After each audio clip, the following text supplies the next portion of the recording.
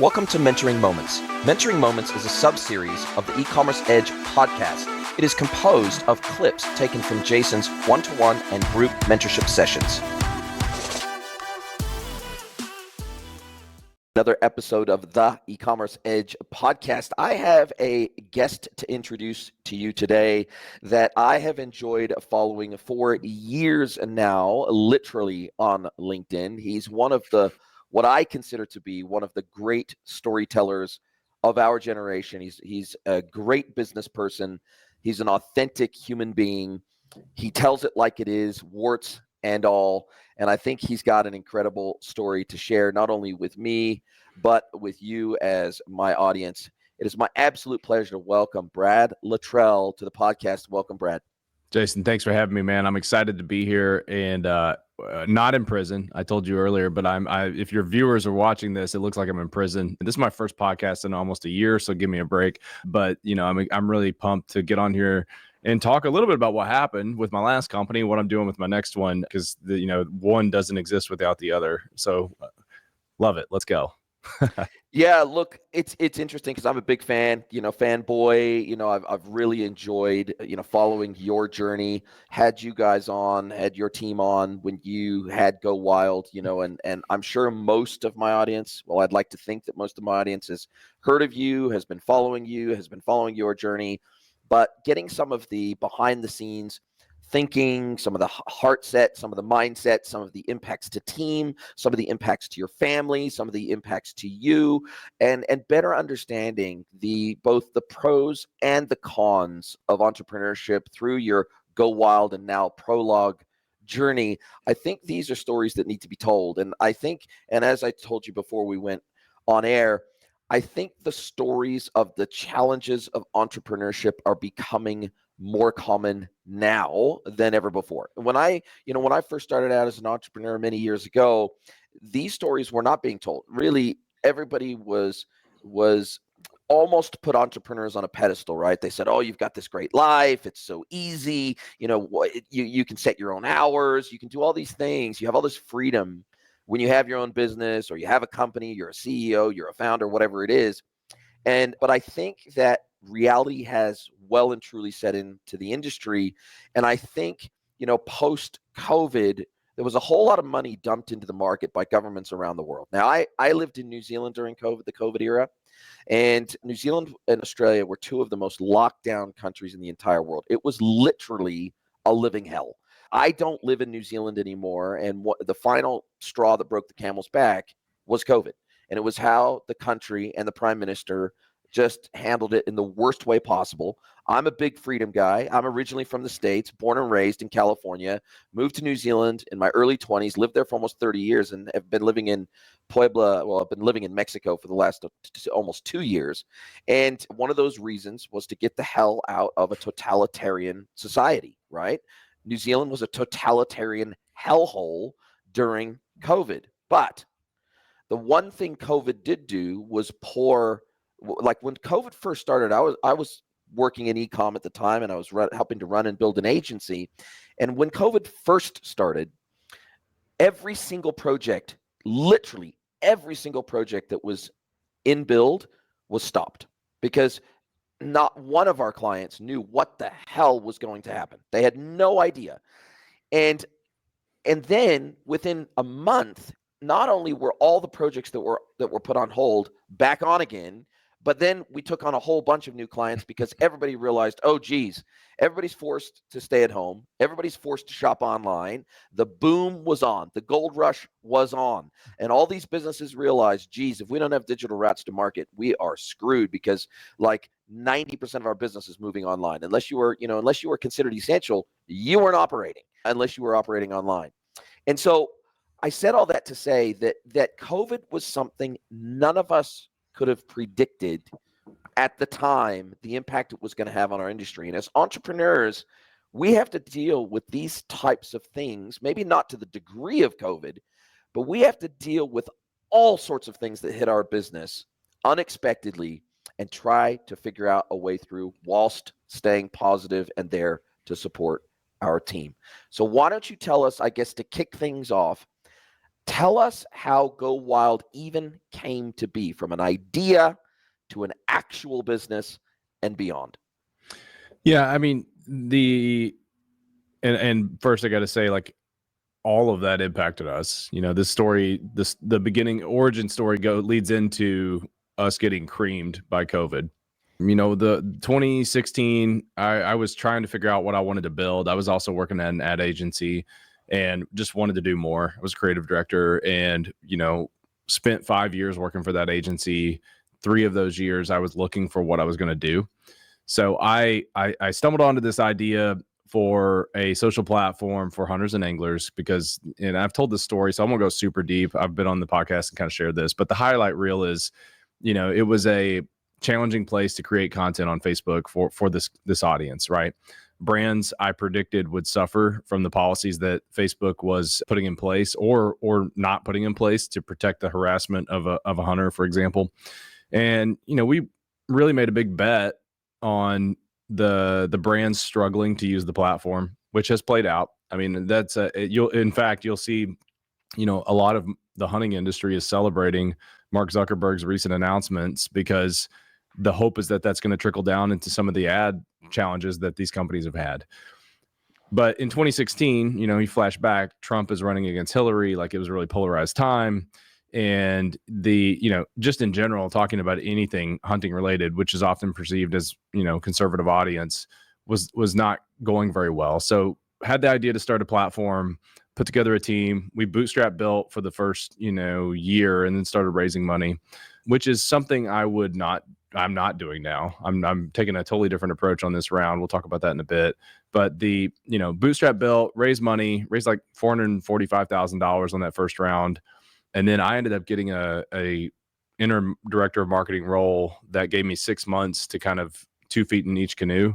So I stepped down from the agency, helped get this marketing department up for this company, and then I left. And then I was all in on Go Wild. And so it was very simple. We're going to go build a community. We're going to sell ads because we have better data than anyone else.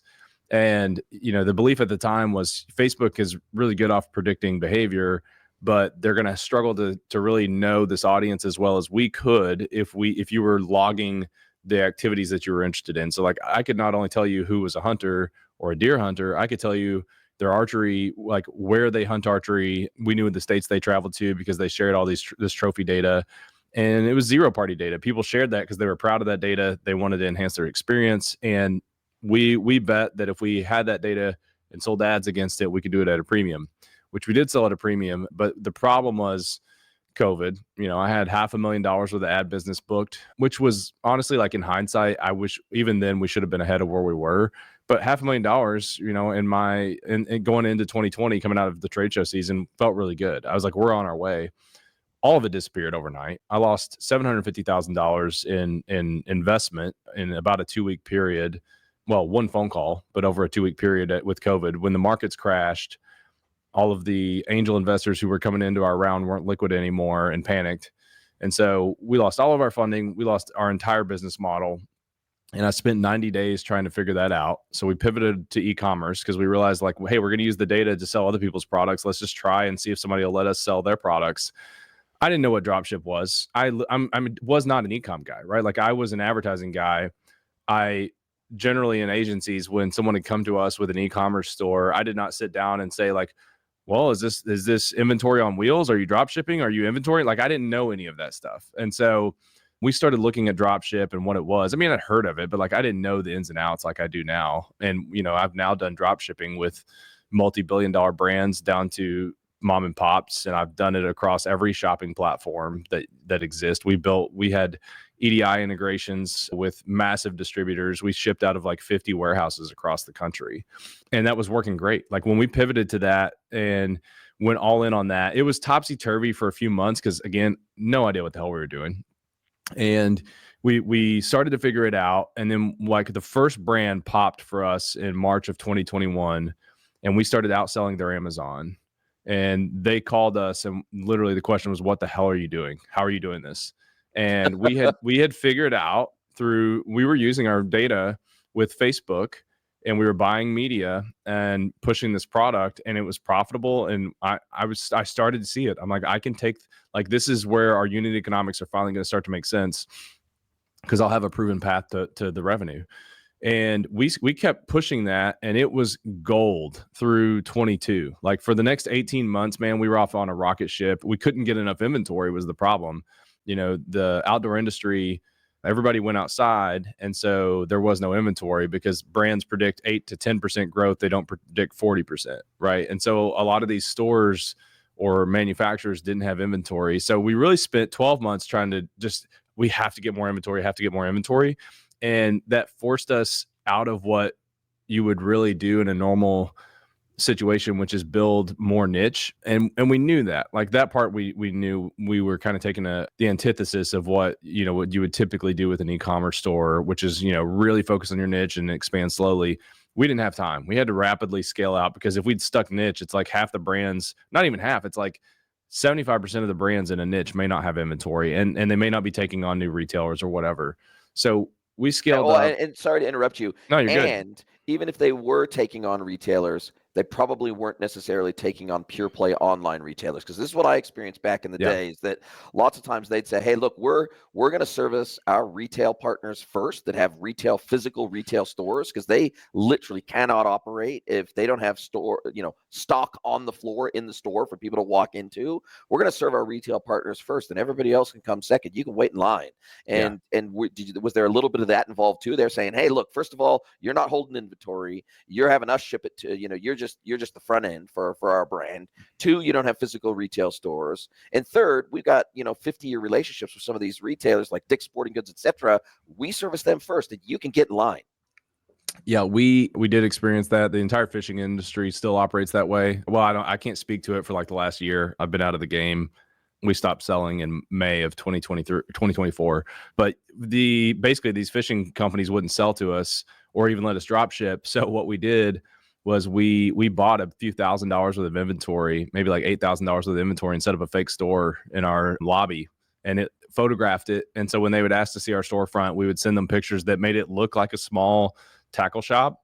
And it got us into some pretty big distributors and let us start selling online. And we told them, because they're like, well, we might shop you at some point, like pop in. It's like, cool. We had hours listed, like it was on Google, but that was the only way. And a lot of people do this to be able to sell drop ship on fishing. There's one guy I'd heard of that had a tent in his yard that he set up, and like that was his retail store, which is so dumb. Like it's almost like they look the other way, but in their mind, this is how they keep from working with riffraff, but it's a box ticking exercise, isn't it? Yeah. But I mean, we were, powered by millions in venture capital, building on a ton of tech. And, for them, they're like, oh, you don't have $5,000 of the inventory in a store. Like, this is so dumb. So we went on this journey, man, and it was crazy. We were growing really, really rapid. We could have gone faster had we had more inventory earlier. But in 2022, our return on ad spend was over $7, or $7. Like, we were crushing it. Yeah, exactly. So we were getting, for anybody that doesn't, I think most of your e-com audience knows, but it's like I put in $1, I get $7 back, right? Like, it was fantastic. And the challenge we were starting to get into was a little bit of, there were a couple things, like we were trying to go more niche. Like, we built out one vertical. We had a better selection for some of these verticals than Cabela's or Bass Pro. And then we were trying to expand into other categories, like the softer side of the outdoors, like hiking and camping, because we had some partners that we were working with on a product called Holler that was amazing technology. I'm really proud of what we did with that product. And honestly, like some of that came about with trying to expand our footprint without the ad budget. But what happened was and I did see this part coming. I knew this was a risk because this happened in the firearm industry in 2016 when Trump won, and nobody saw it coming. Trump wins and firearm sales just fell off the face of the earth because no one was worried about losing their guns anymore. And I mean, we're talking like Remington goes bankrupt level of bad, right? Like, this was a lot of huge companies suffered. And that's what happened in the outdoor space, and I couldn't control it. The only thing I could control was to not be dependent on some of these manufacturers. But really, at the end of the day, we're a drop shipper. We were the last to get in and the first to be pushed out. So our media strategy also kicked us in the pants in that we were in 22, we're bidding on only products that we're price competitive on. In 23, we're not price competitive on anything because all these manufacturers are offloading their own stuff. There was a conglomerate that literally mass liquidated their inventory, killed another startup a few months before it got us because the fishing inventory was worthless now. I watched them lose $40 million in inventory. It was all of a sudden worth nothing overnight. Like literally overnight, $40 million worth of inventory they were stuck with. I'm watching REI lose $310 million in a year. And since we've closed, backcountry.com sold for pennies on the dollar. Like the ripples were starting to happen. You were seeing these players really get shaken up, but we were bidding on products we were price competitive on. And it got to a point where my media budget wouldn't even spend. Like we were managing it with an agency that was really good at it until they weren't. And we were just kind of locked into this strategy, and I had a contract, and there was really like no room or budget to be able to try anything else because we were locked in. So you kind of had to just keep forcing your way through it and try to figure out, like, can we niche down? Do we up our order minimum? Like, where can we find a product that we can be competitive on? But I mean, we would spend all this time working to get a brand in on EDI, and then they would launch a sale the week we would launch them around that same time. This happened multiple times. And it wasn't like they were in cahoots against us or anything. It's just they were trying to offload. They would launch their product for 30 to 70% off to consumers. Our margin was 30% on some of these products. And even on like the higher end products, like the big expensive items, I went to their site. I could buy them for 70% off as a consumer, where I'm looking at our margin of like up to 40% on some of those. And I'm like, literally the consumer gets a better deal. We're locked into MAP, so minimum advertised price policy. Yes. So we can't even try to compete if we wanted to, which I don't want to lose money. I'm not in the business of losing money. I was already pretty good at losing money at this point, right? It's like that was the problem. So man, it just like that downward spiral kicked off.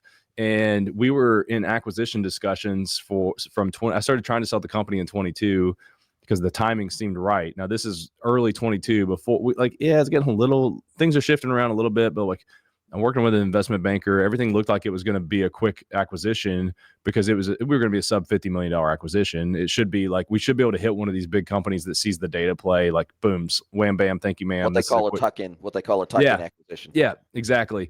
But man, inflation went up so fast that some of these acquirers we were talking to, like we couldn't get even a bailout after a year of trying this. They all saw the data and it's like, yeah, that's cool. But like with interest rates where they were, nobody was spending that cash. Acquisitions dropped. I mean, I still think they're around 30% of what they were. Yeah. And I mean, it's just nobody, if you're not in the space, like you don't see that side of the failure. Like it bombed for a lot of reasons. And, your job as an entrepreneur is to pivot and respond to those. But I keep telling myself, like, I'm not going to make myself miserable about how that turned out, because there's in a lot of scenarios, and really like, some things happened that were just out of my control, and I was so close to selling. And I'm like, I'm the same person. It was the same company. We had the same value. Like the value, what we could contribute to a company was the same. Like I know all that now publicly. If I had sold, Brad's a genius. I go on, if I wanted to raise money for the next one and just throw a term sheet up in the air kind of mentality. No, not right now. It's still hard to raise, but I'm just giving an example. Like, that's typically what people think happens. I mean, still as a second time founder, I think there's value. I'm not trying to beat myself up too much, but like, that's what you knew you were losing. Like, was that there was a path that you missed out on, even though it was all the same, right? Like I still had a great team. I had great tech. The timing was bad. The economy just completely took a dump on the situation, Shat itself. Yeah. It did. Yeah. And, and we didn't respond. That's the thing. We tried. There's a lot of stuff we tried to do, man. I mean, Holler was one of them. Holler was a big bet, but that was kind of when we were starting to predict that some of this stuff was going to go the way it did. But, some of the early partners we picked didn't quite deliver the bang we needed for a case study. I mean, we had people beating down the door truly to do that, but they wanted to see case studies. Mm-hmm. We had some major partners that would have been really good for us. And what we had projected on those early partnerships, our side of it, we were hitting what we had projected and thought we could do. The problem was we weren't getting the traffic from them that I needed to really build a convincing case study. So yeah, man, I mean, it sucked. I mean, there's just the heartbreak of going through 18 months of that. I mean, I told that story here, and I don't know, maybe there's 11 minutes there, right? That you guys lived it, but there was 3 points that we ran out of money, and in the 11th hour, I figured it out. Me and my co-founder figured it out. One time I thought I was getting ready to get stuck with like 160 grand in personal debt, because that's what you do as a founder, is you roll the dice and you think you're going to, like, no, man, I'm going to get that deal. And I had a couple times that those deals came through But there was 1 week where we were out of money, and my co-founder had been trying to get me to pay off the credit cards, because he's like, dude, you're the personal guarantee, you're going to get screwed on this. And I said, no, man, we're going to figure it out. And finally I had outkicked my coverage. We got to he sits down, he's like, dude, you pushed it too far. This is a Tuesday. And he's like, we can't pay off the credit cards, and we got to let the team go on Friday. And this is going to be a rip the Band-Aid off. You're done now. There's no like warning or anything. So I had been sitting around though, waiting on this potential acquirer wanted to partner with us, and I was waiting on that deal to come in, and it was weeks late. And so they'd been ghosted. There was silence, and I just hadn't heard anything. And so I mean, I go home, and I literally, one of the only times I cried during this whole thing, that was it. Like that night, I went home and I told my wife, I'm like, I screwed us. I'm sorry. Like there's 160 grand in debt on credit cards that are maxed out right now that we've got to figure out how to pay off. I didn't sleep for 3 days. Everywhere I went, I felt like vomiting. I mean, just like throwing up all over everything. I could barely talk to people. My team, I never told them. I was really open to them about everything, but I didn't want anybody to panic and quit, because I thought I still had the stupid thought that I could figure this out. So I spent like 72 hours in absolute hell. They knew, and they all told me they knew afterwards, after I did figure it out. But on Thursday afternoon, so I'm like 12 hours away from having to lay off my entire team and pull this rug out from them. My investors would have had no idea that we were this close to failure, because I thought I had it figured out, right? Well, my sales guy, Jacob, texts me and he says, check your email. And I pull it up. The client signed. We had a $700,000 ad deal come in for an annual sponsorship. I texted 2 or 3 investors. I raised $350,000 off of that deal closing via text. And like all of a sudden it's like, okay, we're back. We're from death's door to $1 million in the bank. Death's door. Literally, I was getting at 9 o'clock the next morning. My team was getting laid off. At 3 o'clock, the deal got saved. I think it was actually even 4 o'clock. It was my last meeting of the day, and I went downstairs and took a bourbon shot with the team. Like I told them, I'm like, we just almost died, and I'm not. We didn't do a whole lot of like the startup drinking at work thing, but that was a day like I went down and we found whatever was sitting around, and like everybody, I told them, and they're like, dude, you've been a nightmare to be around this week. We knew it was almost over, but they stuck it out with us, But in the last year when this happened and it all started unfolding, like I'm looking at the market, I'm looking at the companies that have closed. You couldn't raise. We tried to raise $2 million, and multiple investors just like that I thought were going to come through didn't. We had a really big VC fund out of Silicon Valley that loved what we were doing, and the e-commerce, man, they got cold on e-com. They could not do it. I met with them for 2 months, and a lot of that hurts, when investors do that to you for 2 months, and then it's like the reason they pull out is it's what you were in the very beginning. Like it was never anything other than e-com.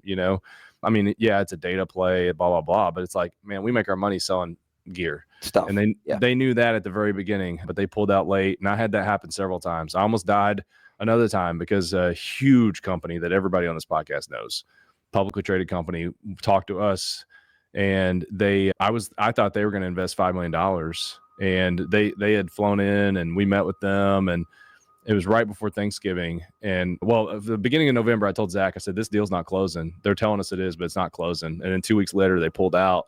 And then a few weeks later after that, their CEO got fired. And I was like, oh, this wasn't about us. Like, it's just like all this, that's how it goes, man. It's like, I was this close to getting $5 million that would have changed the company. They were investing that because they wanted to buy us. This was, that is like acquisition 101, strategic investor, comes in, and then because they want to drive the ship and buy you, right? Like it would have been a totally different story, but the market shifted, CEO got fired, and, all of a sudden we were out of money. What journey this, so many of these stories mirror some of the challenges I had when I had my first e-commerce pure play back in the day, many, many years ago.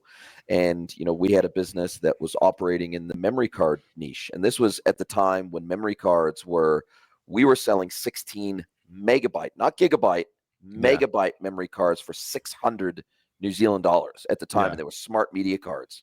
And we got that wave. We hit that wave really early, me and my business partner back in the day. And our business grew so fast. We started it out of our bedrooms together. We were both working full-time jobs. And it grew so damn fast that within 6 months of starting the business, this was in the early days of Google AdWords. It wasn't even called Google Ads then. It was AdWords. We were growing so fast just off the back of Google AdWords that my partner, well, I quit my job first because my business partner was making about twice my salary at his day job. So I quit first, started, basically growing the business. And so I quit my job after 6 months of starting the business. Another 6 months later, we had doubled again. So my business partner quit his job. We got an office with an attached warehouse. It was an office/warehouse together. We were warehousing product. We were importing it from overseas. We were retailing it direct to customers via e-commerce. And it was insane. Like within the first 24 months, we nearly hit $1 million worth of revenue. And at that time, that was nuts. Right. This is going back 20 plus years ago now. And that was a crazy roller coaster of a ride. We took the minimum amount of salary out of the business that we needed just to survive, just to be able to buy more product, because we couldn't buy product fast enough. We were fully bootstrapped, and we just could not buy product fast enough to meet all the demand. If we could have had double the amount of money, now, luckily we were fully bootstrapped and we never took any investment, thank God, because we knew what that would potentially look like. We knew that, sure, we could have put more rocket fuel in the tank, but then we're also beholden to investors. They're expecting a minimum of a 10x return. They're going to make us do things that we don't want to do. They're going to make us run our business in ways we don't want to run it. And I think that to a degree maybe speaks a little bit, and I'd love your thoughts on this. When you sell your soul, and that's what taking on VC or PE capital, oftentimes it feels a lot like selling your soul. And I have many friends in the industry that have taken on VC investment, taken on PE investment, or taken on a PE acquisition, and then have had to work out a 2-year, 3-year workout period to get their final payout. And it feels like they've sold their soul to the devil, literally. Or they've taken on such onerous terms that even though they got investment, they gave up so much equity in their freaking business that they felt like an employee in their own company. And I think these are some of the discussions that, at least up until recently, were not being had in any kind of public forum of what it looks like when you take on equity capital of some kind. You are giving up oftentimes ridiculous amounts of ownership in your own business. And I think that's a discussion that's not being had enough. And business owners, and especially first-time founders, they have no idea. They're like lambs to the slaughter, because VCs and PE firms, they know how to structure deals in their favor. They know what the power law looks like. They know how to take bets where if only 1 out of 10 or 1 out of 20 works out, they still make a boatload of money, right? Yeah. And so they know how to structure terms massively in their favor. And especially for first-time founders, they have no idea what they're doing when they come to the bargaining table around giving up equity in their company, and they're just looking for a lifeline. I tell you, VCs and PE firms, they see you coming a mile away when there's blood in the water. And if they can get, if they're looking at a distressed asset, they will rake you over the coals. Yeah, I will say, like, I want to first respond and say my investors were awesome. Like, we had a lot of angel investors along the way. I had a couple what I would call VCs, but like what a coastal VC would be like, oh, that's not a VC. Like that's more like a friends investor. and family round. Yeah, or for them it would be, but like there's some funds in the Midwest that have been put together that would do a $25 million fund, which is nothing compared to what these coastal groups do. My investors, we did a really good job of getting people in that became mentors or strategic advisors. Now, I did have, I won't lie here. I had one that I regretted taking money from, and he and I had words after it was over. And, at the time, the check that he wrote gave me some momentum that I if you're a smart founder, you can turn one check into 3 and then 3 into 6, right? Like you can you roll that forward in a process, like there's a documented process I could write out on how to do that, right? Like when you're raising.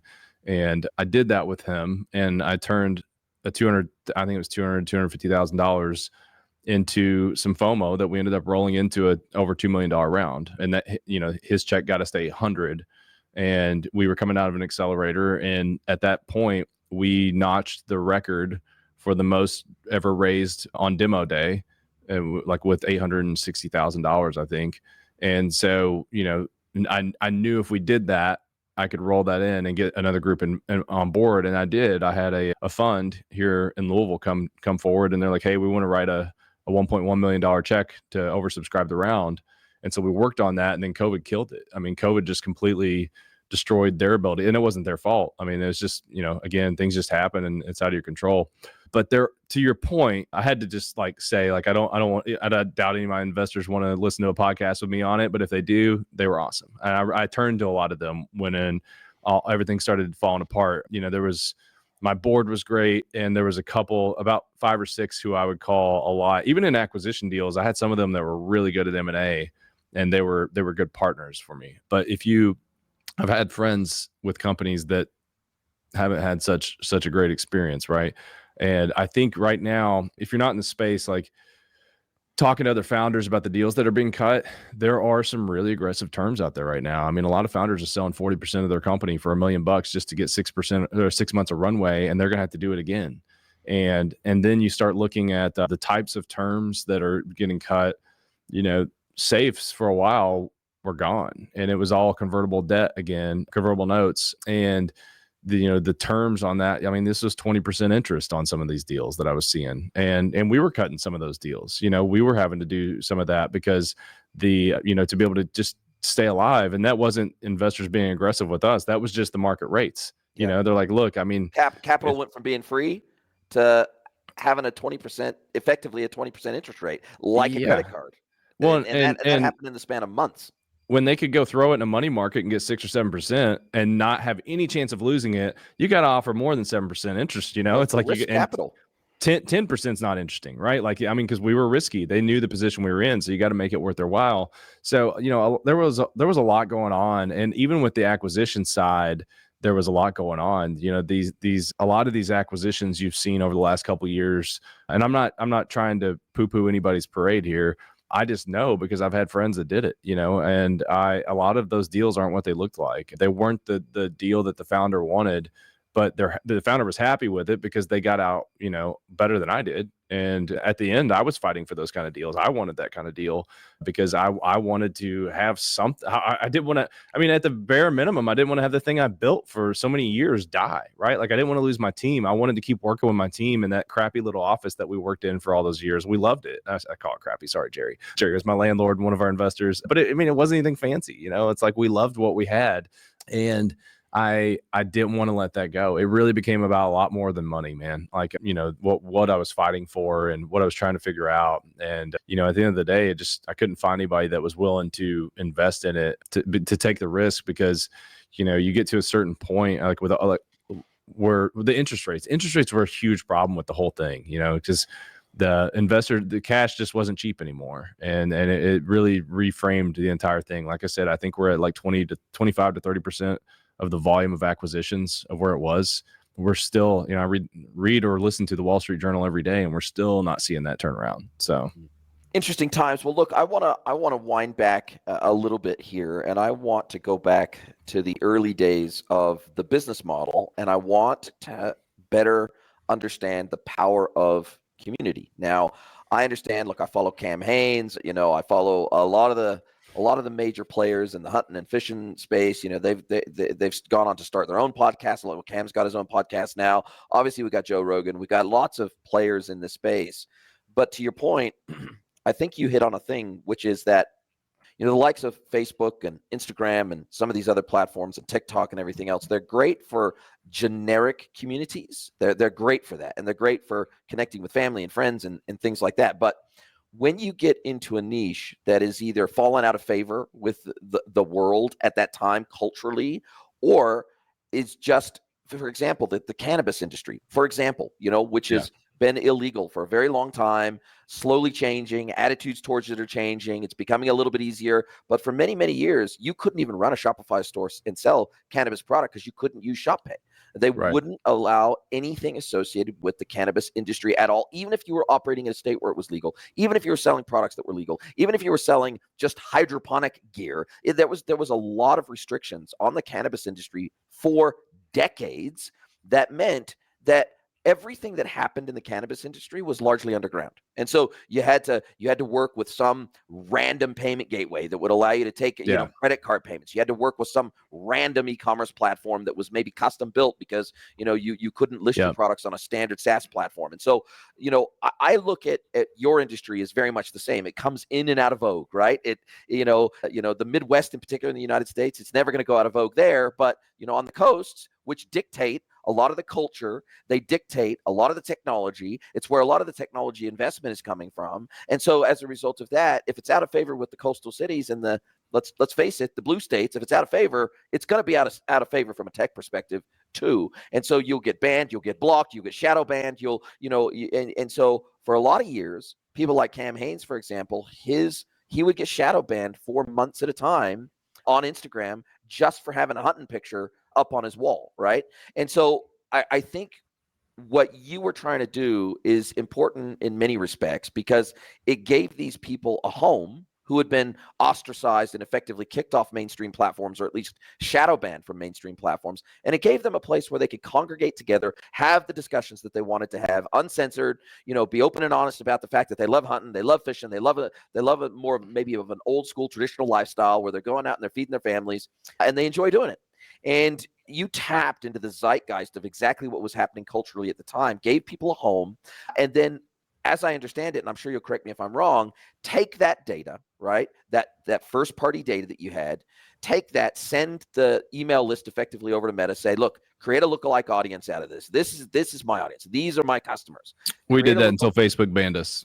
Oh, wow. Okay, cool. Yeah. So let's talk through community. Let's talk through community plus commerce. Let's talk through community, commerce, the challenges that brings, the opportunities that brings, and then, kind of how you pivoted the business model overall, because you had several pivots, and then you did something that AWS sprang out of the same mindset, which is let's take a cost center of the business, which is our technology stack, and let's spin that off. Let's make it a profit center. Let's sell it to other people to use the same technology while also building our business in the process. So let's talk through some of the ideas that you had of getting around some of the cultural headwinds at the time and leverage that as an opportunity to build an online community.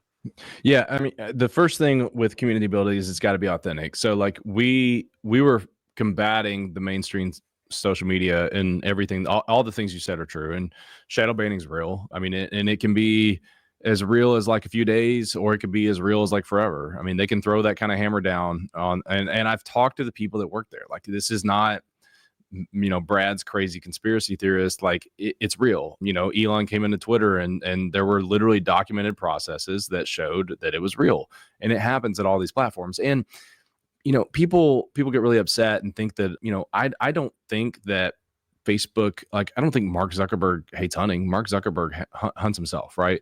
It's the challenge is the volume of content that happens. They have to have the ability to flag content. And there is a sensitivity to what we do. Same problem as legal weed versus weed that's not legal, CBD, right? Like there's challenges with some of these firearms, create challenges. And this is where a lot of the automation has gone too far in, censoring someone through that hunts versus, trying to catch a terrorist video as it comes through. They see firearms and it's like, okay, bad, guns bad, right? Guns aren't always bad. Right? Police use guns. Yes. I guess some people would say all police are bad, but I would argue they're wrong. But there's situations where I think you would very much like to have a police officer help you, right? So those are some of the nuanced challenges of why those systems started to be in place. They were overcorrecting, right? And what happened to us was we had a flag. I don't remember exactly what the flag was, but it was automated. It was through AI or at least some kind of learning model that misappropriately flagged our business, and the people at Facebook that we talked to could not unflag it. And we ended up having to completely pull out of Facebook advertising. We spent months trying to fix this. And, once your ad score drops, you have a really hard time spending your way through it. So like we were paying $200 to acquire customers for $150 boots. Doing that, trying to just break through to where it would start to optimize again. We never could do it. The better your quality of your score, the better it optimizes. So, what we saw from there, we're like, well, screw it. We're just going to quit advertising on Facebook and really focus on our own thing here.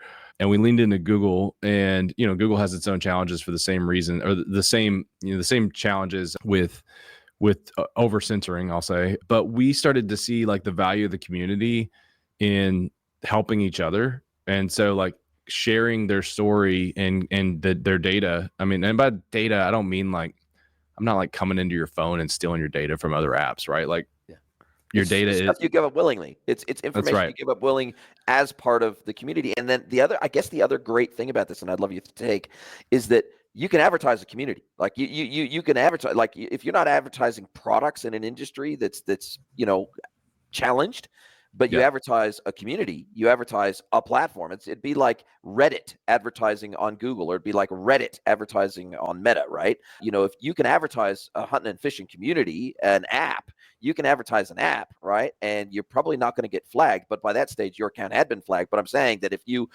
purely were marketing a community online and an app, as opposed to a product that was a hunting or a fishing product, for example, it feels like that's almost like a cheat code to getting people to your platform that then you monetize within the platform instead of monetizing directly through Facebook and Meta.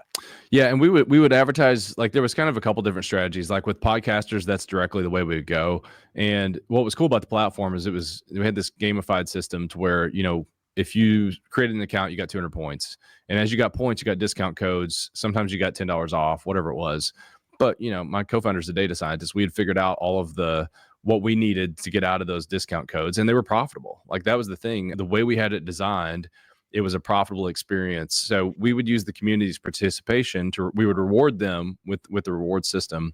And then, we would advertise with podcasters promoting the community. And maybe every now and then, like, you can get 25% off this binocular brand or whatever it is. But overall, as the community contributed, our product pages got more data. I mean, we had like some of the product pages we had at least 10 times more product data in terms of photos and how products are used in the field, what species fish or whatever these binoculars are used for. We had 10 times more data than Cabela's or Bass Pro. Even Amazon, like now Amazon's reviews are really where they crush it, because especially now with AI. But they were leaning into community after we were doing it. We started doing it with the gear tagging in 2019, and really led a lot of the thought. Like we were really doing some stuff really, really early for social commerce. No one was even calling it social commerce when we started working on it. TikTok kind of opened that wide open in 21, but that was the value. That was the value of the community, was to capture that data. I go advertise this on Google. You land on our product pages. I mean, some of the sales guys in the industry said we had the best sales page, like the best product pages in the industry, because the data was so good, really well designed, really well thought out, simple to buy. Some of the challenges we ran into really came just from the dropship side. The manufacturer data sucked, the distributor data sucked. So that was the hardest thing for us to solve for. It wasn't the data, man. I mean, we would launch a product, and it was amazing to watch how much people start tagging and interacting with those products. It was really cool. And, when we had product launches, we kind of joked that the community was built-in customers, right? Like we had an audience that we could send this to, and they wanted to support us. The problem was, like I said, in 23, when the discounts became so heavy, it's like, well, how much did they love to support you? Is it 5% paying 5% more? Is it 10? They're paying. They're paying a that's premium, what happened. Going down to either going to the D2C website of the manufacturer where they're getting 70% off, or going to like Cabela's or whatever it is, where those brands are running 70% off sales with those retailers. And it's like, how much are they going to pay extra for the convenience of ordering through us online and supporting us online, when they can perhaps get 20, 30, 40% more discount directly through the manufacturer with D2C just website? In general, like consumers are just they're gonna do the lowest price. I mean, this is the struggle with American made. I'm really interested to see what happens with the tariffs right now, because for 2 years, we went up to one of these shows that was a consumer show, partially for exposure for the platform, and we'd sell some gear in a slow month. February is always a slow month for us. We go up there and it's an 8-day show. That was freaking brutal. But I mean, I could have 2 backpacks sitting side by side, and we did. And I actually had a lot more than this, but like I would have guys walk up and be like, "Where's that bag made?" And I'd say, "It's made in China." And then I would get all kinds of lip from this guy, like, "You're selling this Chinese made shit," like, coming at me. So the next year we came back with American made bags, and my Chinese bags were like 50 to 80 bucks. And that American made bag was $220. Same kind of Jeez. conversations would happen though. And I would ask him like, where's that bag made? And I'm like, well, that one's made in China. That one's made in Thailand. And that one's made in the USA. They'd ask to see the USA bag. And then most of them would decline to buy a bag at all. But some of them would come back around and they buy the Chinese made bags. Right. And, honestly, some of the foreign made bags are better. Like it's just we don't have the skills we used to in the US. That's part of my concern is like I don't know if we have the skill for things like that for sewing. I've talked to plenty of brands in the outdoor space who are like, look, man, we'd love to make it in America, but like it's not only a cost thing, it's also a skilled laborer thing, like we trying to find we can't get people to make this thing to our standards. Right. So that whole thing is a mixed bag. I don't pretend to know the answers there, but like, at the end of the day with our consumers, I didn't expect them to pay, you knew it wasn't going to happen. Like, especially in holiday season when there's deals flying everywhere. Yeah. They want to support us, but like you can only do so much, And let's before we segue into what you're doing now, let's put a red bow around this and talk about Holler and what the vision was for Holler. Because as I understand it, it was effectively going to be a marketplace where you're selling your technology to other retailers that could use your commerce technology, but ultimately the orders would flow back through your system to fulfill. So that, again, they were effectively became a drop shipper, right? They didn't have to hold stock. They didn't have to hold inventory. They didn't necessarily have to come up with all the content themselves. They were going to be able to get that through you. So sure, they could perhaps use the Holler platform if they wanted to completely independently of you and just use it as a pure commerce, a community commerce platform, a social commerce platform. They could use it for that if they wanted to, but the power of the platform was really tying back into your back office systems for fulfillment, right? Yeah, that's right. We called it commerce as a service. I mean, it was a SaaS subscription, $500, and you got literally you got really good margins, like better than affiliate usually on average, especially affiliates with like Amazon or Bass Pro. Like their affiliate rates are bad. And, COVID helped with that because everybody was already shopping online. They're like, we don't need to pay these influencers. We're already getting They're coming to our websites anyway. Right. Amazon's looking around. It's like, wait, everybody has to shop through us. Right. So our affiliate rates took a nosedive through COVID. And so we were paying better than most of those rates. You would pay the $500 fee. All the customer service was included. You got a white labeled shop that went on your site. And our model, for a lot of these sites, we were predicting that like somewhere between 2 and 5% of the traffic would enter the funnel. And I'm not saying would buy, like would enter the shopping funnel. And then we had a conversion rate and all that projected out. And there was a real path to profitability there. Part of the problem we ran into is we're still selling the same products that we're selling on our shop. It's still like not great deals because at the end of the day, these manufacturers were just mass liquidating, trying to survive themselves. Mm-hmm. And, the retailers were also doing that. And some of the retailers were allowed to, break MAP. And so I'm sorry, I'm watching my face like just get pastier and I'm like disappearing if anybody on video. Right. Same with me. I got some sunshine coming in and fading out, so it's all good. Yeah, I'll have to figure this situation out before we record again because I keep watching myself fade into the ether here. But anyways, the with Holler, what we would provide, like these brands would talk to us like, dude, that's a no-brainer for us because we don't have to do anything, right? Like literally, I had the whole thing mapped out. It was the easiest sell. Because it's like, here's what you do. It was 4 steps, maybe 5 steps. You're gonna point your server to us. IP at us. Yep. Because we did it through proxy. We didn't do a subdomain. It was a proxy. So Google saw it as their site. Of course. And so they would actually start ranking for these products. And I'm telling you, man, like I wish I'd figured it out sooner. Like honestly, I probably would have started the business model there instead of our shop because we were having to pay for all the traffic. And if we had found the right partners, it could have worked. Some of our partners were just doing fractions of volume of what we projected they would get to. And again, a lot of that comes back to the price point. We just didn't have the prices to help close the deal. And Holler only ran for about, I guess we launched it. I don't know. I think it ran for like 7 months or something like that. Like it just didn't get enough time to get traction. We ran out of money, but it was a great deal. And when we launched that, like that's where investors got really interested again.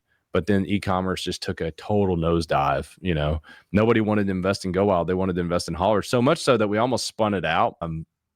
But from this is an econ podcast, not an investor, I don't want to get into fundraising too much, but like it was going to be a nightmare. Yeah. And it was also not going to be fair to our original investors who built the tech, Funded Go Wild. funded Go Wild, which was the tech. Like Holler was Go Wild's tech, and people loved it. Investors loved it. And it's like, well, that's not really fair if we spin it out. Go Wild owns 20% of Holler, and like all these new investors get a run at it. Like that doesn't make any sense. So, dude, I came at this from a million different ways. Some of these stories I can tell on here, some of them I can't, but like, we tried so many different things to make it work. I even down to like, at one point we were getting pitched for like $6 million valuations on a company that's like 7 or 8 years old, did $1.5 million in revenue the previous year, had a team of crazy talented developers, had raised on a $20 million valuation at our peak. And it's like, that's the fall off that happened, Big challenges, but you managed to survive. You managed to live through it. I'm sure there were points where you went, not sure I'm going to survive this, but let's keep plugging ahead. But before we get into Prologue, I guess my career journey, I've had a similar arc in some respects. Had my own e-commerce pure play. The demand for the memory cards back in the day fell off a cliff because, first of all, prices fell. So average selling prices went from like $600 for a memory card down to $50 for a memory card. So even if you were making the same percentage margin, you weren't making the same dollar margin. And so ASPs matter a lot. Like average selling prices matter. Yeah. When it's not just your percentage margin. Even your percentage could be great, but if you're not making decent dollars off of every item you sell, you got to be selling the majority of the stuff being sold into the market. Otherwise, you are not going to have a sustainable business. So that's what right. happened to us. We tried to pivot. We tried to add new products that had much, bigger dollar margins to them. But, we were known as, our business was called flashcards.co.nz. That was what the business was called. So we were known as that. And we dominated the market early. But, when first of all, the pricing of those products dropped off a cliff. 2, when camera manufacturers and cell phone manufacturers started to give memory cards away for free as a bundle with their products, all of a sudden now people were getting, 28 gig memory cards for free with their camera when they bought a Canon D whatever. All of a sudden now the manufacturer's giving away a product or bundling a product together that you're trying to sell for profit. It's a difficult game. We tried to pivot, and ultimately we ended up selling it for peanuts. Ended up selling the business for peanuts, and I went back into the industry space. But so I guess we had a similar journey. We tried to do lots of things. Luckily, we didn't have any investors.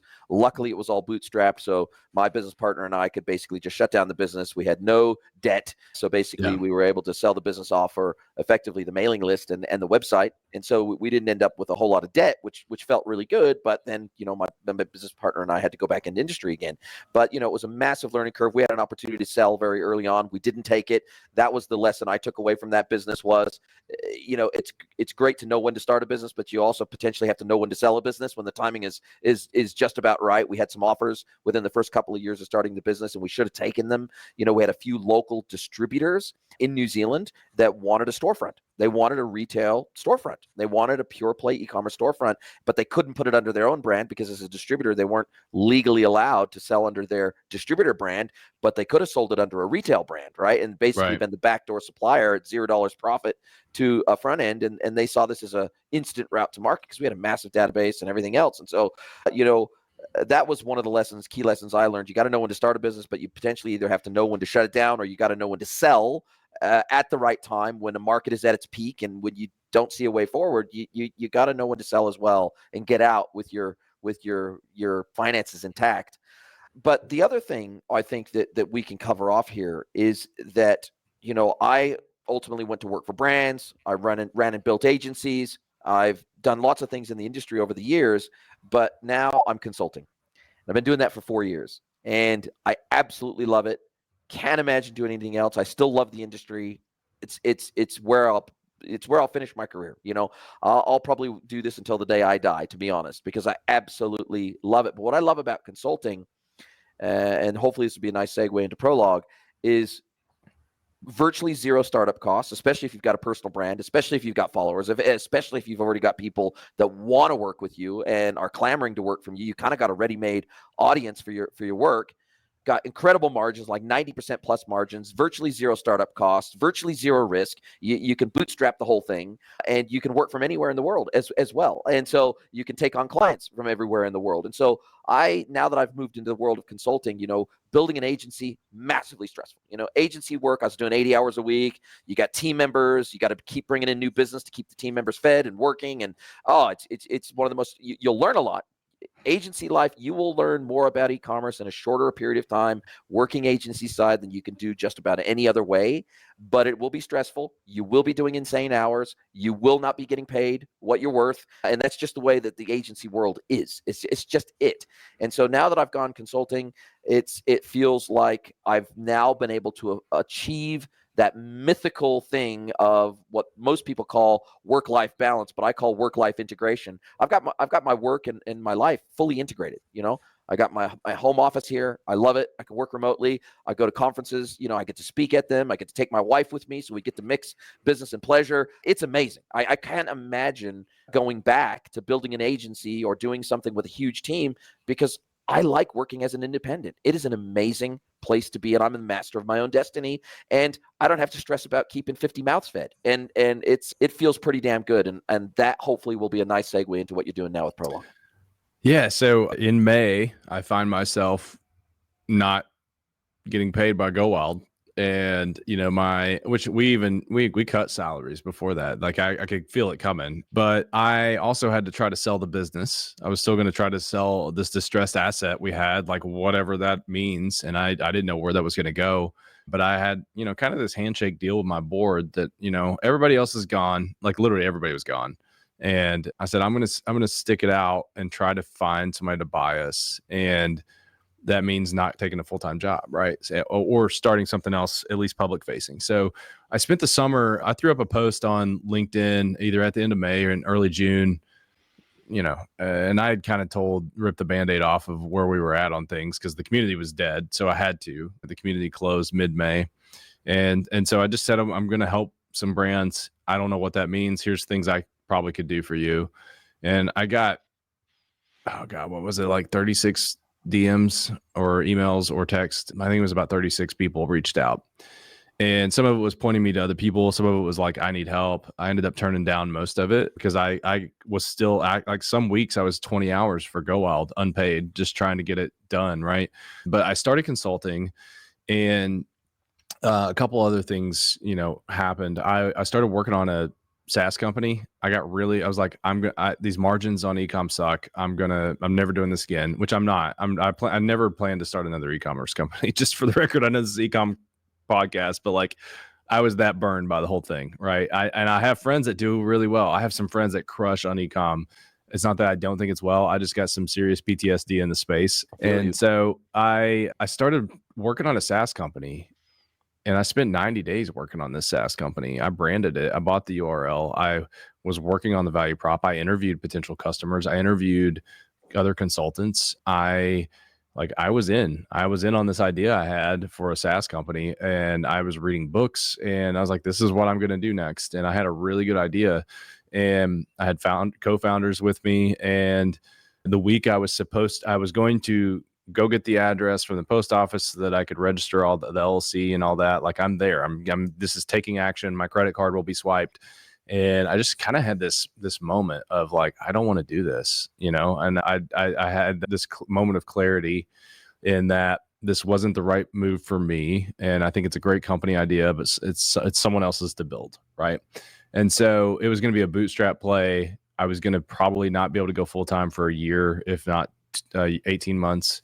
And it just like, it didn't make sense. I was like, I just came out of this. I just came out of a tech company where it wasn't profitable out of the gate. And like, I don't want to do that again. That was the big realization for me, was that I don't want to do the unprofitable tech play. So I'm sitting here, and this is in August. I literally hike. This is the most stereotypical cliche, like, no, you didn't moment, but I did. I really did this. I hiked on top of a mountain in my home county of where I'm from. And I sat down and I was thinking about the distressed conversations I was having with Go Wild, and they were almost done.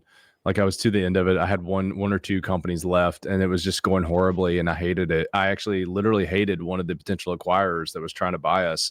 Hated this guy. I was like, I can't work. I don't think I could do that for 2 years. And, you know, thankfully it didn't play out that way, and for a couple different reasons. But like I'm sitting on top of this mountain, and I'm like, I should. And actually, I think this is still on my LinkedIn profile, the photo I took from this moment, because I was like, I want to remind myself that this was it. And I just decided, I was like, I don't want to do this anymore. I like, Go Wild's done. Like, I have to be done with it. I have to, like, this is a hard stop. I'm out. And then it was around that, I'm like, I'm sitting here thinking of like, what should I do? And I don't want to do this tech company. I'm like, oh my God, dude, people are clamoring over me. And I don't mean to be brag, but like, I have turned down a lot of money over the summer and the fall to help them build community, to help them tell their story. And like literally coming to me and saying, I want to do what you do on LinkedIn. And so I got to thinking about it. I was like, I didn't really think I was good. I knew I was good at these things, but like, I hadn't built my identity in my head around this. I'm like, I'm Brad, the founder. Like, I'm Brad, the Go Out guy. I'm a family Not guy, but necessarily like, Brad the consultant or Brad the advisor or Brad the teacher. Yeah. And I did the agency thing for a while, man. I did it for 7 years, and I knew I did not want to do that again. And I think some of that concerned me because I haven't been a consultant. So like the separation, but it's kind of a blurred line there. You know, Totally. you made it sound really clear, but I don't think when you get into it, it's as clear of where do you draw the line of what you won't do. And there's a line where consultants have to say like, that's not me, man. And I've had to do that a lot this summer, but I'm definitely doing some agency like stuff right now. Yep. But I had this moment of clarity that I am going to build a company that, like, I think realizing what I do is tell stories. Like, that's what it comes down to. Like, go out, build a community, but you can't build a community unless you've told a story that people are interested in, right? Like, it has to be something that resonates with them. You know, you can't go build an e-commerce company that has enough brand to be able to scale to where people come to you first without a good story, right? Like, even, and I hate liquid death examples because they're done to death at this point, but like, you know, Liquid Death didn't come in with stats and say like, hey, you know, plastic is 5 times harder to recycle. We're going to make our water with cans. That they said death to plastic. Like it's like, that was their story, right? Like you know, and just kind of realizing like, I do that really well. Like that's what I can lean into. And I that's apparently what I'm known for. And I didn't realize it. So I decided I was like, if nothing else, I'm going to start a consulting firm. And I even at first was like, the names I was coming up with were agencies. I was like, you know, you're trying to find a name and you're like tacking on whatever you can. But I also was sensitive to it because I came off of the world's worst URL, which is time2gowild.com.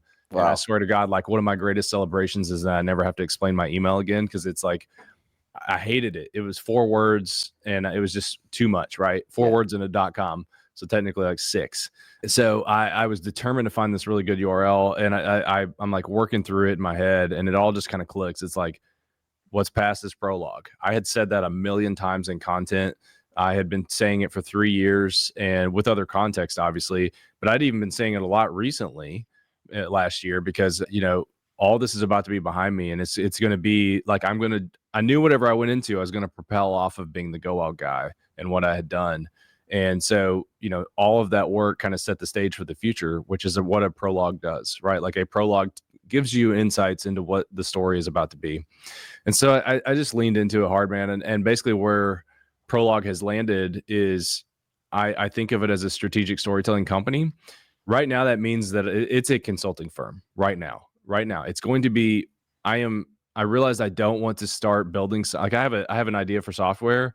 I'm not going to go get myself in debt to build the software. I'm going to build a profitable company. And then in probably about a year, if I want to build this product, I will, when I can cash flow it with the business. I'm starting off as a consulting firm. I'm mostly working with strategic engagements with companies. I help them tell their story. I've gotten to some really cool success stories so far with companies. You know, we've had some that I've been able to like completely revamp the way they're thinking about their story and their messaging. And, you know, seeing a VP be like, oh my God, this is the first time we've really felt like ourselves since the beginning. Right.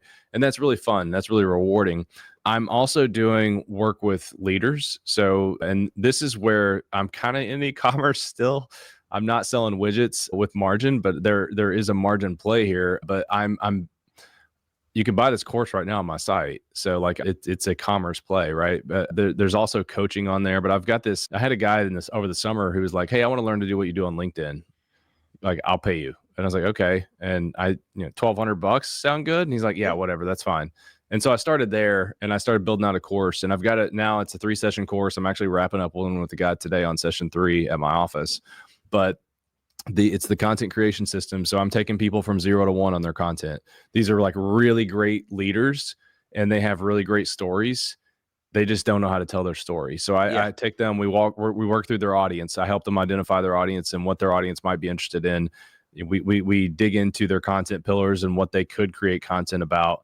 And this is really like where the magic is I give them a system to put all that together.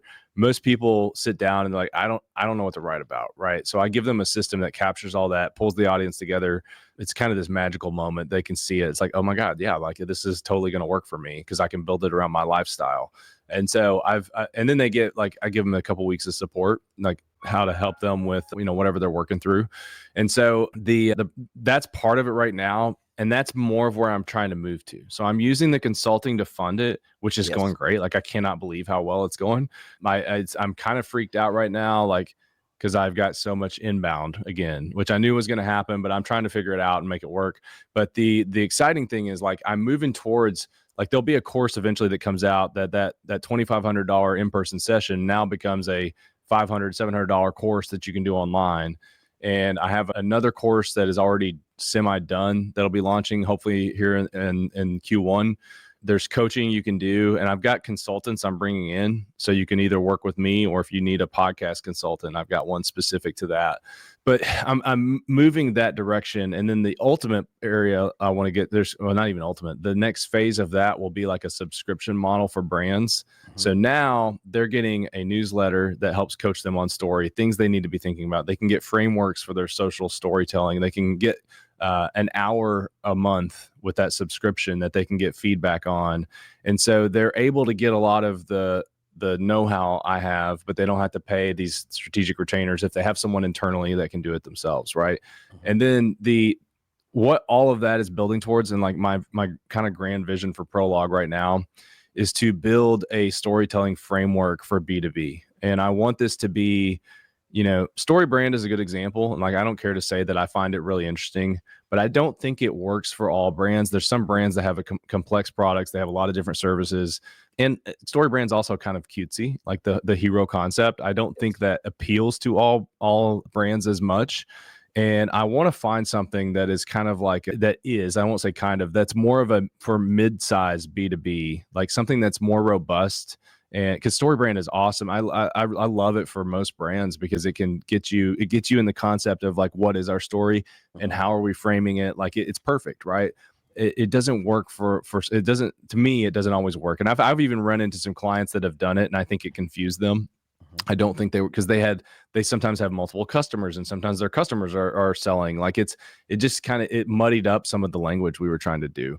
And so what I want to do is create some kind of framework that is something that, as I learn through this and work with other companies, it's something that these companies can come in and do themselves through a subscription. So that's the vision for it, man. But the beautiful thing about it is like, I don't have to rush. I don't have to go out and raise money. I don't have to do anything because, my costs have been low. I think I've put in probably $3,500 into this thing, and most of that is buying some cameras and stuff to be able to do stuff like this. Cause I apparently need to get a different camera, which this was my old camera I thought would be fine for this podcast, but it did not work. But then, I'm kind of getting ready for some of that like content. I'm going to be dropping starting in February. I'm going to be dropping videos on LinkedIn more often, like trying to rethink my game plan and the strategy of what I've been doing. I've got to actively start telling a new story. I can't just be the sad guy from Go Wild that like didn't sell. I've told that story. Like that story to me it's not concluded, but I've got to start to tell the story of building Prologue. Like that's exciting to me. Like, and that's part of like, my wife was like, well, this is dumb. Why don't you just do the consulting thing? It's like great money. It's flexible, blah, blah, blah. And I was like, honestly, as a founder, like it's just not quite interesting enough to me. No insult intended to a consultant, but like I just wanted to see like what else can I make it something? Like, can I build something else out of it? Like, can I Yep. turn it into what I just framed up to you, which is a storytelling framework system that companies can use and come in as a subscription model and buy, and like, what does that look like? And it may not work, man. Like I've got a system set up, my website's set up to do everything I just laid out to you, like the subscriptions and everything. But I'm very open to the fact that like it may not work. And the beautiful thing is like I can cut bait. I don't have investors like to explain it to. You just always fall back on consultant and always exactly, have that in your back pocket. You know, exactly.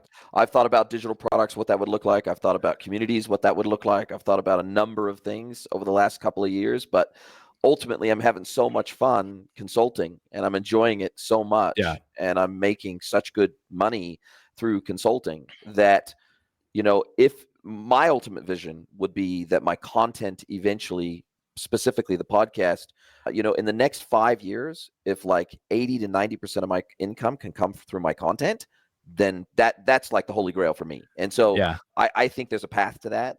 What that ultimately looks like, you know, is going to play out. But I will always consult. And I'll tell you for me why I will always consult. Because I need to keep my sword sharp. One of the reasons why I'm so good at what I do, and one of the reasons why I'm so good as a podcast host working in this industry, is because I'm still in it. I'm still in the game. And so I'm still learning new things. I'm still being challenged every day. I'm still working with new clients, with new business models and new tech stacks and everything else. And so it's forcing me to keep my sword sharp. So even, I don't know, let's say hypothetically I was making $1 million a year off my content. Great, right? But I would still, every year, I would have like a minimum of probably 2 consulting clients that I would keep on the books, just purely to keep my finger on the pulse of the 100%. industry. And it's really hard to do that unless you're actually working in it. You very rapidly, once you're out of an industry, you very rapidly lose touch with reality. Yeah, I agree with you, man. And same. I mean, we're honestly on pretty similar journeys. I'm looking at monetizing the content a little bit differently, but like, you know, what you're doing with the podcast could very well be a strategy that I use. I know how much work it is, and like, props to you. So I see paths that I think I can do that are less intensive. We also, like at Go Wild, we really honed in on a strategy for podcasts that was different. You know, we were using the podcast to create our social content. Like that's that's really all we cared about. I didn't care if you like, we didn't even really pay attention to the following on the podcast because we were crushing the social views off the podcast with the shorts, leaning into that. So I'm looking at that for like how I'm going to grow my business. You know, I had a buddy who was looking at my site and he's like, you know, I think you could build your funnel out, like explain these products a little bit more on your site and blah, blah, blah. And I was like, dude, I don't need to. Like with what I'm doing, like I'm going to drive all of the business just like I've done so far, which is, you know, so far I've done 6 figures in revenue off of my LinkedIn content. Like people just seeing that and like coming to me, all I need them to do when they hit the site is pass a sniff test. Or if I get like, you know, I've had a couple people this week that reach out and they're like, it's not a, you know, if it's a strategic engagement, like a big new client, I'll take a free call with you. But if somebody reaches out, it's like, hey, I just want your opinion on what to do. I've now got a thing I can route them to. Hey, you can go book yourself, like go book it yourself and we can chat, and, you know, you can get a 1-hour coaching session. And, you know, I'm trying to optimize through something like that versus like trying to, you know, okay, now I'm going to take 30-minute call with everybody. Like sometimes in those 30-minute calls, what I found is I'm giving you so much free advice that you have 2 months worth of work you could do, and I didn't get paid. So I'm having a mind flip. Brain. So normally I've got a consulting as a service model, which is a fixed fee monthly model, a subscription all sold through my website, fully automated. Yeah. But then I got so many people messaging me and saying, hey, can I get 30 minutes with you to pick your brain? I literally added a service, which is either 30 minutes or 60 minutes that you can book with me. And it's literally called the Pick Your Brain consulting session, because so many people messaged me saying, can I pick your brain? That was literally the words they were all using. So I was like, yes, you can. Here's the URL. Go to my website, book 30 or 60 minutes. And it's a one-off engagement. It's not a subscription. You can pick my brain, but here you go. Pay for it. Yeah. Yeah, exactly, man. I'm just having to kind of go through a mental shift because I used to do a lot of mentoring with Go Wild. I would pick founders I liked and I would meet with them. And I also have a free mentorship program on top as well, which is completely independent of my consulting, because I do like to send the ladder back down again where I can. Yeah, I'm not there yet with Prologue. Like, I'm going to get back to that. I've got some ideas on some things I want to do. And honestly, like, I think I could even cash flow like some businesses of kind of funding grant, like, you know, 5 grand, like whatever for a business I like. I think I could do some stuff like that down the road, you know, maybe more over time. But like, I'm kind of just looking at this thing as a year at a time right now. But I have some ideas around cohorts of like cohort sessions.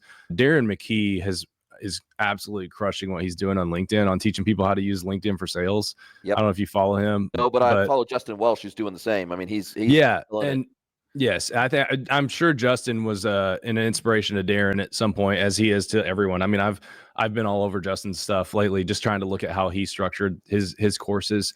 But you know, Darren is getting huge groups of people together to come in, and then he's able to teach it once, and that's where I'm like, that's where the scale is. You know, consulting. The challenge with consulting is it's like, I want to work more money. I either put in more hours or I charge more. Yep. You can price yourself out of the type of clients you want to work with, though. Yep. And so that's where I'm trying to figure out, like, how do I give opportunities to some of these startups that like maybe don't want to spend $2,500 on the content creation system, but if I did it where there's 5 of them and that cost gets split between the 5 of them, but you don't get one-on-one, but you didn't pay as much. Like, is that, I think there's something to that model.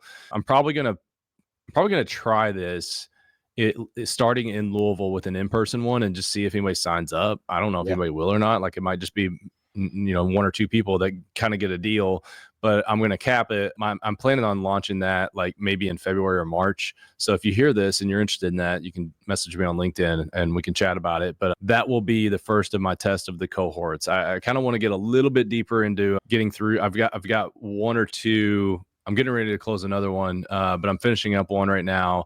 And then I've got another one I want to do just to see how it goes. And then, you know, I'm rolling all that forward. That's what's fun about it. It's like the same as a startup. You know, you're just constantly reapplying that learning.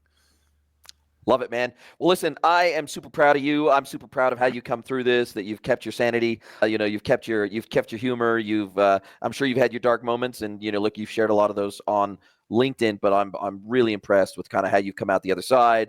You haven't let it completely make you jaded and bitter and angry at the world. And, you know, you come out the other side and you're doing some really, really good stuff, helping other founders and leaders do better, be better, understand content, understand community, understand storytelling more than anything else. And I think that is sorely needed today. And I think that your story is inspirational in its own right, just as a standalone story. I think it's incredibly inspirational. I appreciate you spending so much time with me today. I'll drop a link to your LinkedIn profile in the show notes. I'll drop a link to Prologue in the show notes. Other than that, if people want to have a chat with you and learn more and maybe even engage with you, what's the best way to get a hold of you, man? Yeah, on LinkedIn. I mean, you can come through this website too. Actually, the website's probably best because my LinkedIn DMs are kind of a mess. Yeah. You know, a lot of a lot of pitch slaps happening there. But the website's just prologuestories.com. So you can check that out. Or if you want to try LinkedIn, I'll probably get back to you. Sometimes I'm like weeks late. I'm like, sorry, you kind of got lost in the spam. But yeah, I mean, either way is fine. Would love to chat with people and just see if there's a fit. Love it, man. Now, as we come down to the end of our time together, this is where I get to flip the script. I get to hand the microphone over to you, let you ask me one question.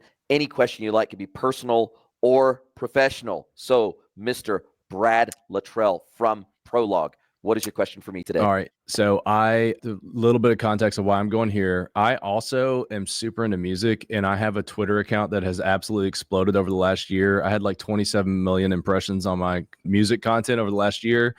And so I want to know, what album have you been listening to lately? Wow, that's such a good question. It's so interesting because I have such a broad musical taste. There's very few things I won't listen to at least once. It's funny. It's such a great question. We've been doing a few because we just bought a house. It's the first house I've ever owned. We had a tiny house, an off-grid tiny house in New Zealand that we lived in for 2.5 years. But now we actually have a real house here in Pueblo that we bought, and we absolutely love it. And it's my first house I've ever owned in my life. I never wanted to have property before, but it's the greatest thing ever. I really love it. We've been doing a few dinner parties. We had a housewarming party, and then we've had a few dinner parties because we actually have space to actually entertain people. We have a kitchen big enough to actually cook food for a bunch of people. And I love entertaining, and I love having people around for dinner and a conversation and a few drinks and you know, getting people into a relaxed state where they could just be themselves. And it's allowed us to make new friends here in our community as well, which has been amazing. And so I have been exploring all sorts of chill out lounge and dinner music, and on Spotify, I've tried out like 20 different playlists over the last couple of months, because finding good dinner music that's upbeat and positive, but not too intense, and and especially being here in Mexico, trying to find something that maybe has a little bit of Latin influence, and it's been a fun journey, because it's the type of music that I wouldn't normally seek out or try to find, or try to build a playlist around. But it's an art and a skill to create dinner music that doesn't interrupt but enhances the experience. And that's been my journey. So not necessarily any specific artist, but trying to find playlists or put together playlists that make nice dinner host music. Yeah, my buddy has an album that he just sent to me, and I can't remember the artist's name, but I'll send it to you, and Please. it's perfect for that. So I'll send it over. I love it. I love it. Listen, man, I really, really appreciate your time. I wish you the best, not that you need this, but I wish you the best of luck with Prologue. You're absolutely crushing it. You are a mentor in many respects from afar, from me, even on LinkedIn. Look, I got over 30,000 followers on LinkedIn, but your storytelling prowess is next level, and I learn stuff from your posts every single time. I've opted into seeing every one of your posts. I've hit the bell and I've said, show me every post from Brad, because I want to learn from you. And I think that obviously what you're doing in your training and everything else is amazing, but if people just follow you and they just really pay attention to the craft of storytelling that you're communicating in your own special way, I think people can learn a lot just from that alone. So I encourage people to follow you. I encourage people to learn from you. And then I encourage people to engage with you if they want to learn more and get to the next level in their own storytelling. So congratulations on Prologue. And I wish you every success. And I think this is the next chapter for Brad. And I think it's going to be a hugely successful one. So congratulations. Thanks, man. I appreciate all that. Thanks for having me on. If you'd like to get mentored by Jason for free, head over to greenwoodconsulting.net, scroll to the bottom of the page, and click Get Mentored by Jason.